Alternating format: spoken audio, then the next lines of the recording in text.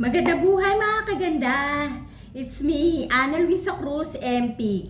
In today's vlog, gagawa po tayo ng face mask na gawa po sa itlog at kape. Pero bago po ang lahat, kinakailangan po maghugas po muna tayo ng ating mukha. Kailangan po natin ng malinis na tubig at yung inyong paboritong sabon or facial wash.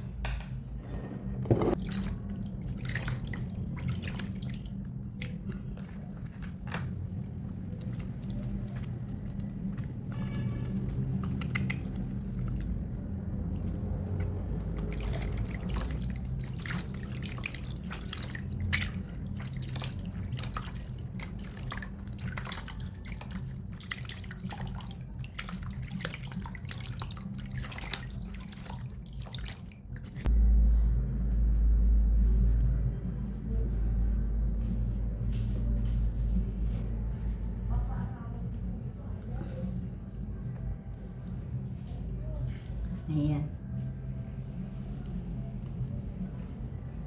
Then, ipiprepare na po natin ang ating mixture.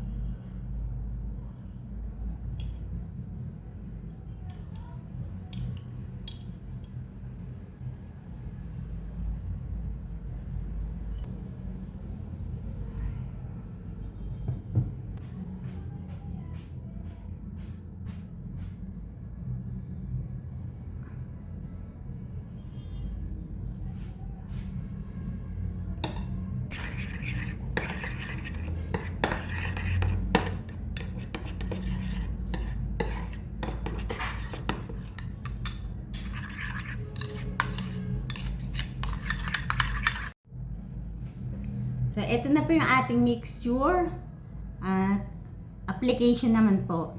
Gagamit po tayo nito pang-apply.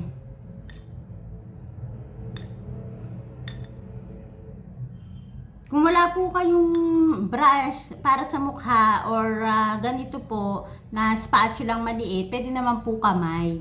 Kung daliri po nyo, direktan nyo pong ipahid. No?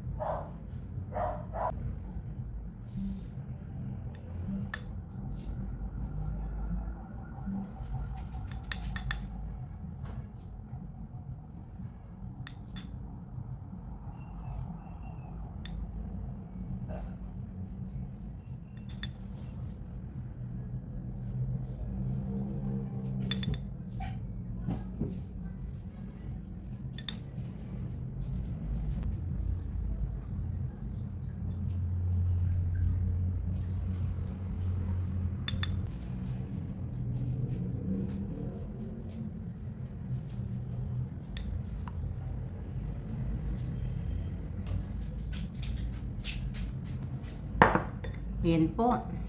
Patatagalin lang po natin to sa ating mukha ng mga 10 to 15 minutes. Magbabalik po ang inyong kaganda. I'm back mga kaganda. So, eto na po. After 15 minutes. Ayan. Kailangan na po nating hugasan. Hugasan natin.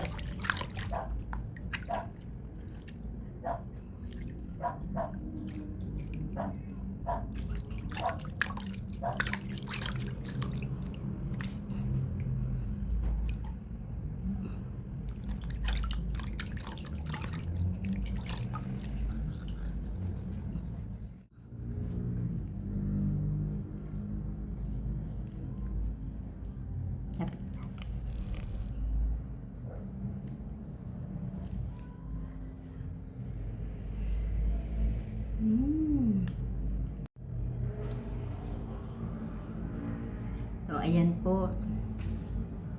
Ano po ba ang benefits ng ating DIY na to? Yung ingredients po na ginamit natin is yung egg yolk at yung coffee.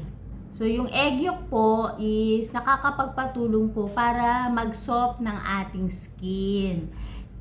Dahil yung pinagkaiba ng egg white, di ba? Yung egg white para pang-tighten. Yan. Para mag-tight yung ating balat. Yung egg yolk naman po is nakakapagpa-soft naman po ng mukha. Yan. At yung kape naman po, ginagamit po ito para pang-exfoliate ng ating mukha. Diba? Yung mga dead skin. Yan. At ginamitan din po natin ng honey. Yan. Yung honey naman po, nakakapagpatulong din po para mag-lock po ng moisture. Yan. Diba? Try nyo po ito dahil effective po. Sa mga previous ko po mga video is ginawa ko na rin po ito before. Yan. Inulit-ulit ko lang po ito na gawin dahil talagang effective po mga kaganda. Ayan. Kung nagustuhan nyo po ang video na ito, huwag nyo pong kakalimutan i-like. At subscribe na rin po ang aking channel sa mga hindi pa po nakaka-subscribe. Ana Luisa Cruz, MPig. At para kayo ay ma-update sa mga susunod ko pa po mga DIY beauty remedies, i-click nyo na rin po ang notification bell. Maraming salamat po. Bye!